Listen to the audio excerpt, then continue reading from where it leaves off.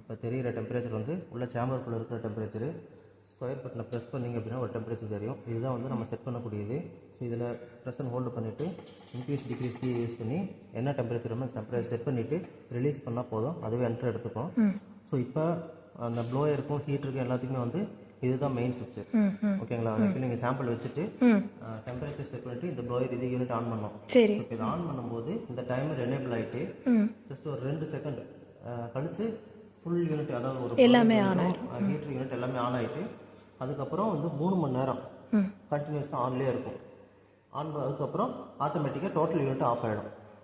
So in between கேப்பில் வந்து நீங்கள் ஆஃப் பண்ணணும்னு நினச்சிங்கனாலும் இந்த பட்டனை ப்ரெஸ் பண்ணிங்கன்னா எல்லா யூனிட் ஆஃப் ஆகிடும். சரிங்களா?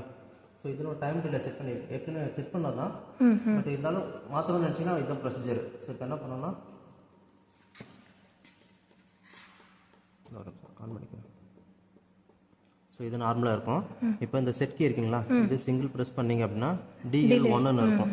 இது வந்து நான் ஸ்டாண்டர்டாக வந்து செட் பண்ணியிருக்கேன் 2 செகண்டு. ஸோ 2 செகண்ட் முடிச்ச உடனே ஆட்டோமேட்டிக் இந்த பவரெல்லாம் ஆன் ஆகும். ஆன் ஆனதுக்கப்புறம் இந்த மெயின் யூனிட் வந்து எவ்வளோ நேரம் ரன்னிங்கில் இருக்குன்னா 3 ஹவர்ஸ் ரன்னிங்கில் இருக்கும்.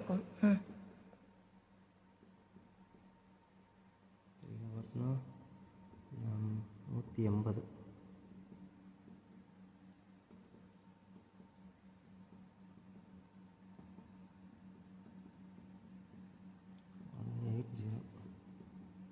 இது வந்து மினிட்ஸில் இருக்கு.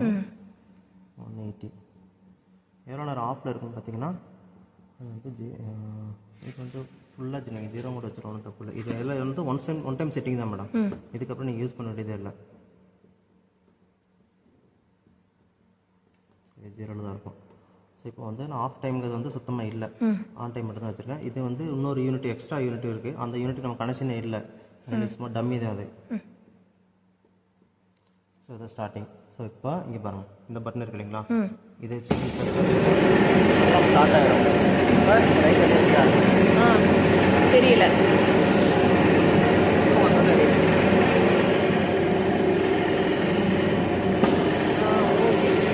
ஒரு 2-3 செகண்ட்ஸில் அப்புறம் 180 வருது ஆனில் இருக்கும். அதுக்கப்புறம் ஆனால் ஆஃப் ஆகிடும். ஒருவேளை இன்விட்டிங் கேப்பில் நீங்கள் ஆன் பண்ண நினச்சிங்கனாலும் இந்த ரெட் கலர் பட்டனா ஆஃப் பட்டனா பண்ணிங்கன்னா ஃபுல்லாக 0 வந்துடும். Okay sir. ஓகேங்களா?